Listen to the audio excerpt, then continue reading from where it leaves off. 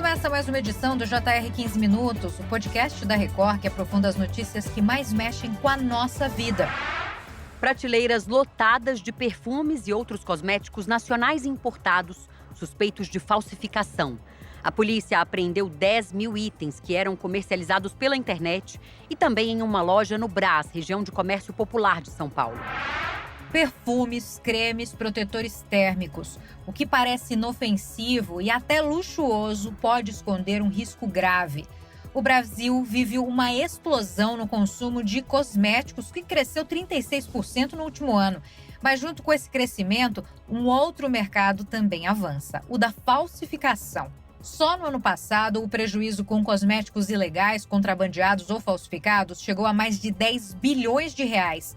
Produtos vendidos pela internet em comércios populares sem controle sanitário, que podem causar alergias, infecções e reações sérias na pele. Recentemente, a Polícia Civil apreendeu 20 toneladas de produtos falsos em fábricas clandestinas no Rio de Janeiro. Em São Paulo, mais de 10 mil perfumes suspeitos de falsificação foram encontrados à venda numa região comercial e também pela internet.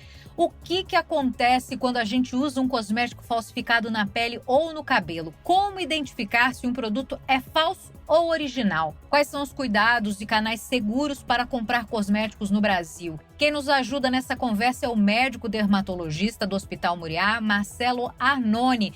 Doutor Marcelo, seja muito bem-vindo. Olá, Giovana. Olá a todos os nossos espectadores. É um prazer poder participar aí com vocês. E para entender melhor como esse mercado ilegal funciona, a gente também traz para essa conversa a repórter da Record, Patrícia Ferraz, que tem detalhes de uma das operações mais recentes da polícia. Patrícia, seja bem-vinda. O que mais te chamou a atenção nas informações dessas fábricas clandestinas e de produtos apreendidos? Oi, Giovana. Olá, doutor Marcelo. Olha, os detalhes divulgados pela polícia revelam um cenário bastante preocupante. Em um dos galpões, um galão com óleo finalizador para cabelo estava coberto só com um saco plástico e o produto era envasado num local sem qualquer tipo de higiene. Além disso, rótulos improvisados, aparentemente impressos em casa, reforçavam a suspeita de falsificação. Mesmo assim, essas linhas de produção funcionavam normalmente, abastecendo tanto comércios de rua quanto plataformas online. Segundo a Polícia Civil, os cosméticos eram vendidos como se fossem de marcas conhecidas, mas sem qualquer tipo de controle de qualidade. E é justamente sobre isso que eu faço a nossa primeira pergunta. Doutor, quais são os principais riscos dermatológicos do uso de um produto falsificado? O que pode acontecer com quem usa esse tipo de mercadoria? Então, o grande problema é o seguinte: quando o produto é falsificado, você perde totalmente o controle do processo de fabricação, desde os ingredientes utilizados, né, os princípios ativos, as concentrações e a qualidade, do rigor da qualidade do processo. Isso pode acarretar que aquele produto contenha substâncias com alguma ação irritante na pele. Isso pode trazer um ardor local, uma vermelhidão local. Muitos consumidores só percebem os danos mesmo depois do uso, como o senhor está dizendo aí, caso de vermelhidão, uma certa alergia, descamação, sensação de queimação, né? Como diferenciar uma irritação leve de algo mais sério? O que o senhor pode recomendar para a gente? Então é assim, a primeira coisa, se a pessoa está habituada a usar aquele cosmético, então ela já usou algumas vezes, ela já comprou outras vezes, e ela compra faz uma nova compra, e aquele uso que não trazia nenhum tipo de desconforto, nenhum tipo de irritação, e passa a trazer irritação, tem que levantar uma suspeita, né? Porque teoricamente a pessoa não é alérgica àqueles componentes e a concentração utilizada naquele produto não causa irritação na pessoa. Se isso começou a ocorrer, a pessoa tem que levantar uma suspeita. Então, acho que isso é uma coisa que pode ser, a gente pode colocar como um parâmetro, né? Se a pessoa já está habituada a usar, fez o uso e notou algo diferente, notou um ardor na aplicação, notou uma vermelhidão no local que aplicou, notou que no dia seguinte aquela vermelhidão persiste, algo muito diferente do que ela está habituada a enfrentar. Ou seja, é melhor suspender o uso depois que começar a sentir qualquer sintoma. Exatamente. Ô, doutor, e uma questão aqui que a gente quer colocar também nesse nosso podcast, né, é o seguinte, o uso desses cosméticos irregulares, eles podem provocar danos cumulativos à pele, ao organismo. Quais que são os riscos mais imediatos e que tipo de outro problema pode causar? Tem casos de infecção, casos que acabaram evoluindo e se agravaram? Então, geralmente os cosméticos são utilizados por pessoas que têm a pele íntegra, né? Por pessoas que estão saudáveis. Então, o risco de uma infecção é muito menor, porque a infecção você precisa ter a barreira da pele rompida. Então, não é tão frequente você ter infecção por esta via. A gente acredita que quem faz coloca coisas inócuas, né? Então, você não vai ter os benefícios esperados daquele cosmético. Mas pode ocorrer o inverso, além de não ter os benefícios, você ter os malefícios que podem estar relacionados à concentração inadequada, né? Então, o mesmo produto, né, que em concentração baixa não provocaria nenhuma irritação para a pele, numa concentração mais alta, pode provocar irritação. Né? Como que são definidas essas concentrações? Isso é aquilo que a gente chama de rigor do processo de fabricação. Um produto falsificado, ele pode até conter as mesmas substâncias, mas existe uma maior chance de eu ter um erro de concentração ou de até usar substâncias irritantes, né? Então, a gente não consegue muito dimensionar essas ações tóxicas no longo prazo. O que a gente vai conseguir dimensionar mais são essas ações tóxicas de curto prazo, né? A venda online é uma das principais portas de entrada para cosméticos ilegais no Brasil. Quais são os erros mais frequentes cometidos por nós, consumidores, na compra digital, doutor Marcelo? O que acontece é o seguinte, né? Então, a gente sabe que a Anvisa, que é quem faz a regulamentação das vendas de cosméticos no Brasil, ela regulamenta tudo, dentre outras coisas, a embalagem, né? A embalagem ela tem que ser adequada. Existem, por exemplo, produtos que são degradados com a luz do sol. Então, esses devem ser comercializados em embalagens que impeçam a penetração da luz do sol. Existem produtos, a embalagem tem que ser adequada para não ter vazamentos, né? Existem produtos que se oxidam quando entram em contato com a atmosfera, né? Com o ar ambiente. Então, a embalagem tem que proteger desse contato com o ar ambiente.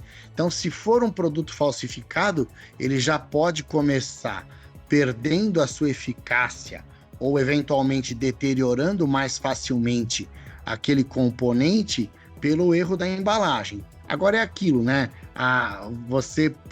Pode ser que numa venda presencial, você que já conhece a embalagem do produto, até poderia estranhar a embalagem numa falsificação grosseira. Pela internet, você não vê o produto, né? Então, você corre um risco maior de comprar um produto adulterado, né? Então, assim, acho que as regras em geral que valem para o comércio, tanto presencial quanto virtual, têm que ser aplicadas, né? A pessoa tem que evitar comprar de fornecedores desconhecidos, né? O ideal é que ela compre de lojas já bem estabelecidas, que já tem avaliações de outros consumidores, né? Eu acho que é sempre perigoso a pessoa entrar num link que ela recebeu, que ela não conhece e fazer uma compra, né? Acho que o risco sempre é maior, né? Caro ouvinte, você ouve aí então que o Dr. Marcelo deu vários indícios de situações que você pode aí olhar. Rótulo, número de lote, validade, todas essas falhas tem que ficar de olho. Agora, doutor, a ausência do selo da Anvisa também pode ser considerada um indício? Então a gente sabe que os produtos, mesmo que sejam produtos importados, elas precisam de uma autorização da Anvisa para serem comercializados, né? Existe um rigor maior para alguns produtos, por exemplo, tintura de cabelo, creme para alisar cabelo, eles precisam ter um registro na Anvisa. Então a Anvisa precisa ver se aqueles produtos estão adequados, né, para serem comercializados no Brasil. Isso vai desde os ingredientes presentes, né? Existem, por exemplo, substâncias químicas permitidas em alguns países e proibidas em outros países. Então, para alguns produtos, aí vai protetor solar, repelente, creme de alisar cabelo, tintura de cabelo, esses têm um rigor maior da Anvisa, então precisam de um registro da Anvisa. Os outros produtos, eles não precisam ter esse registro, mas eles precisam ter uma autorização da Anvisa para serem comercializados. Então, assim, nem tudo que é comercializado vai ter esse registro na Anvisa. Então, existem alguns produtos que escapam desses registros, né? Porque a própria Anvisa não consegue fiscalizar tudo, né? Agora, em especial para esses produtos que eu mencionei, aí é necessário que tenha um registro na Anvisa. Tem que ter um número da Anvisa no produto. Doutor, há algum protocolo de segurança que o consumidor possa seguir para evitar cosméticos falsificados?